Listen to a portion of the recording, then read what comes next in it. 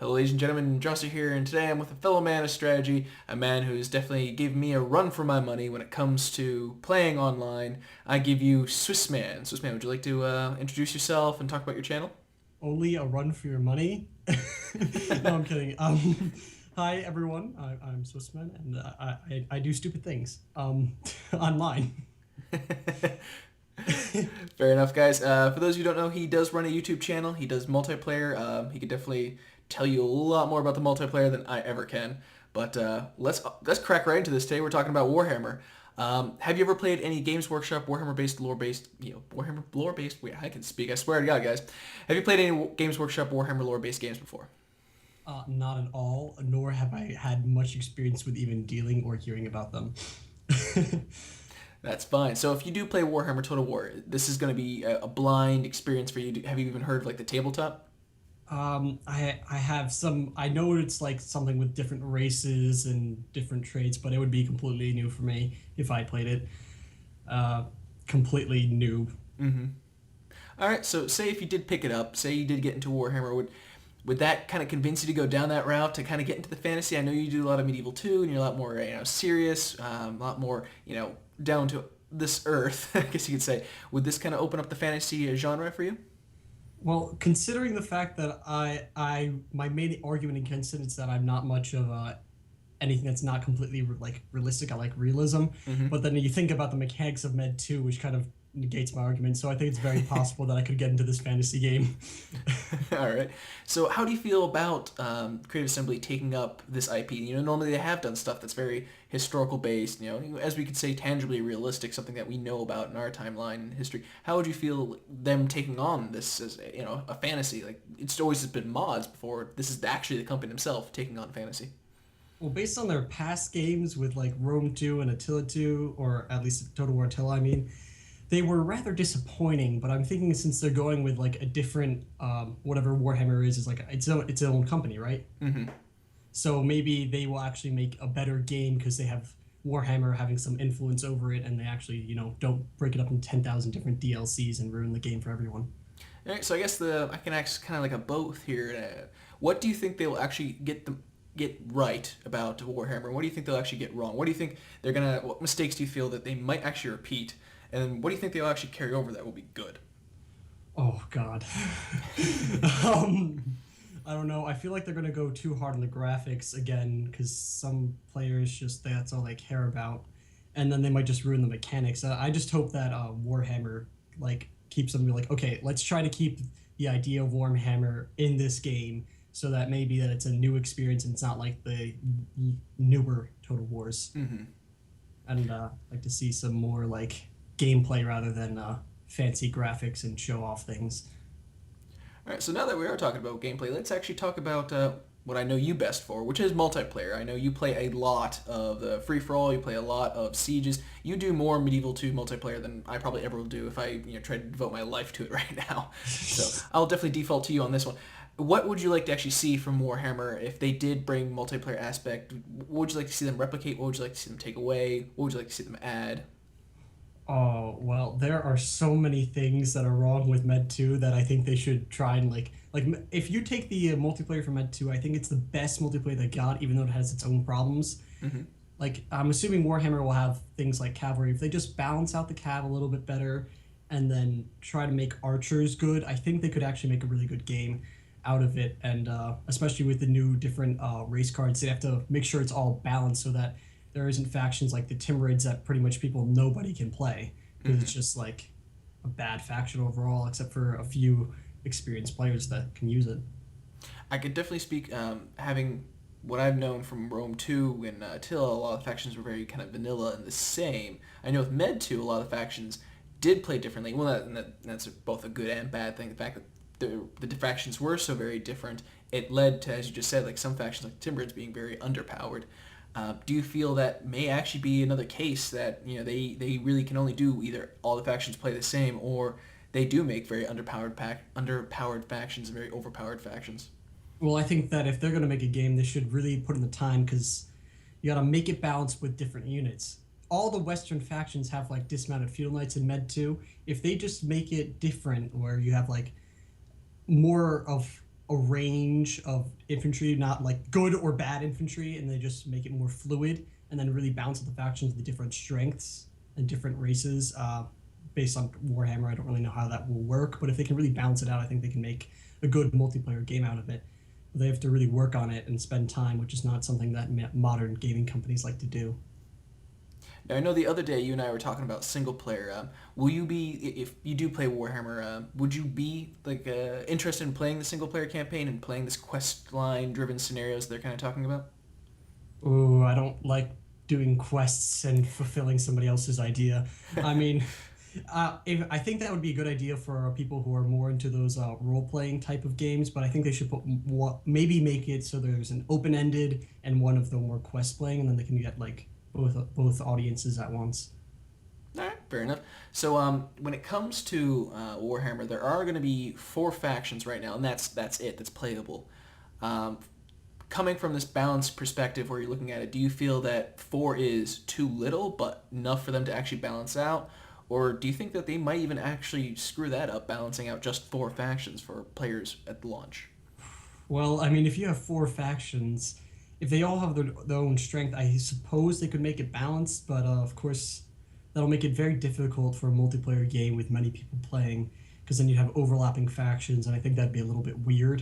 And Mm-hmm. also, you'd be limited on the amount of diversity that you could even have. I mean, Med 2 has a like 17, so at least that has a good number, but they didn't get the diversity with most factions. But if they maybe, I don't know how Warhammer is, so if they can't really add more factions, I think they could make it work with four though. Okay. So we all know DLCs are here to stay in the gaming community. That is just a sad fact of life. Hughes. Yeah. What DLCs would you actually kind of like to see geared towards multiplayer experiences, geared towards the game? Like in past Total War games, what would you actually like pay if you, as a customer, what would you actually pay for to see in a multiplayer environment via DLCs? Oh, that's a very limited margin because most of the time, like that should have been in the original game. But if they do well with the original and then they come out with some new ideas, I think like say if they invented a new faction and then it's own DLC they could add on, I think that'd be an interesting idea. So that would be one thing that I might support. Other than that, I don't really think there are many DLCs that could be like, oh yeah, that's awesome. Opposed to why didn't you have that in the first place? Mm-hmm. Now, I don't know if you are a big mod fan or anything like that, if you play a lot of mods, but in this coming game, there's going to be no mod support. Games Workshop, the company that owns Warhammer, has put the can on that so that CA's hands are tied. They can't really support a modding community. So this pretty much DLCs are going to be our only outlook and our only relief.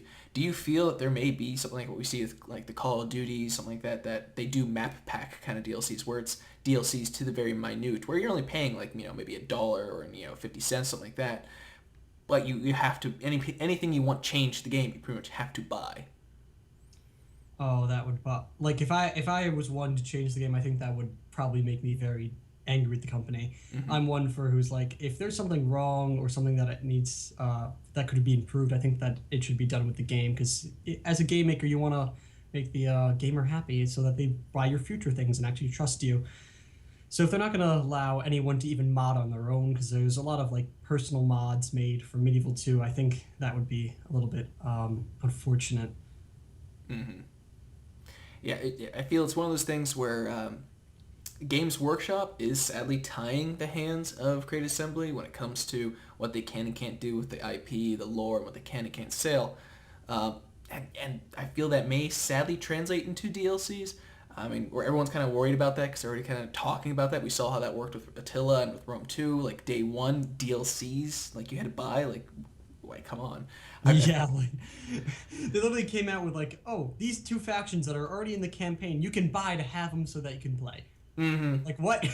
Yeah, I sadly feel that is going to be the route that we're going to see in this. They've already announced that it's going to be a trilogy where there's going to be 2 more expansions on top of it where they hopefully will add more races, so we'll have to see. But overall, They'll give you the first 2 races free and you buy the other 2 extra since there are 4. Mm-hmm. There is a sad fact that they might not be carrying over a free-for-all still because we didn't see it in Shogun 2, we didn't see it in Rome or Attila. As someone who is huge into Mid 2, and I know Med 2 actually had free for all, and I've played a free for all against you, and lost horribly. But like how does that like translate to you as someone like, hey, here's multiplayer, but with less options? I hate that because there's a reason I play free for all. It's that I want to play with more people, like, but I don't want to have a teammate because a lot of times I feel bad if I mess up and I let them down, or they let me down. And I'm like, ugh. So I like to do it where there's more people in the game. It's more fun, but then I still can just count on myself and only myself. Mm-hmm.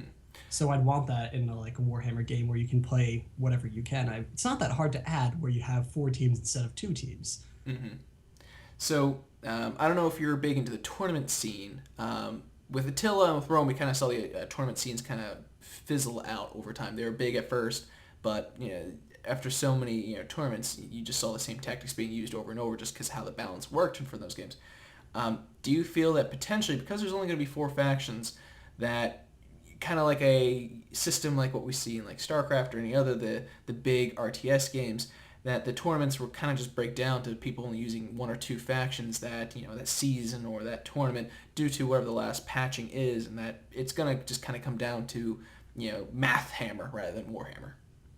Well, I mean, if you look at, I'm playing in a few tournaments right now for Medieval 2, and you always see Spain or Portugal, since they just have the great infantry. If they do something like that, where there's certain factions that are good at everything and other ones that aren't, so if you have like 2 good races and the other 2 just suck, then I think you're gonna ruin the tournament idea because then everyone's just gonna have one tactic, and that gets kind of boring.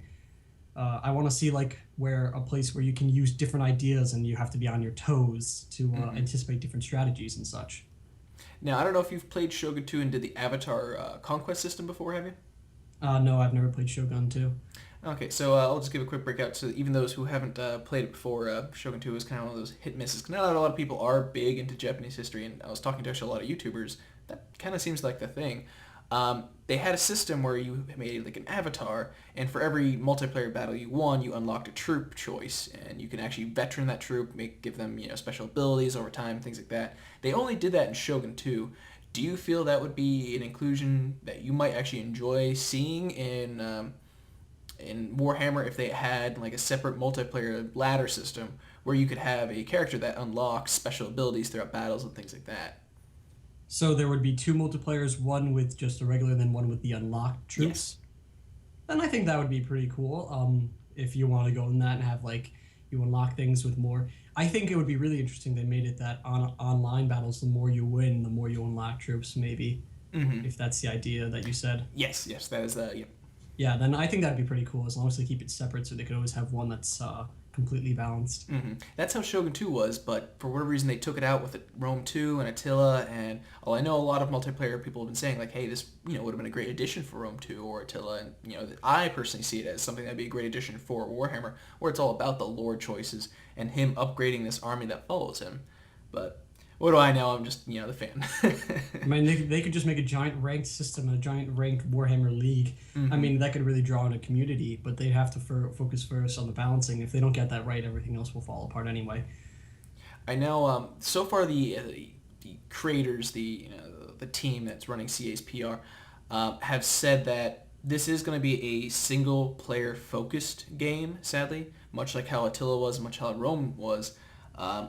Which is kind of sad because, I'm someone who plays at tabletop, and it's all about you set up this, you go to a local gaming store and you face multiple people. You're doing a tournament. It's a multiplayer game, obviously. That's the point. You paint all these miniatures to face off against other people.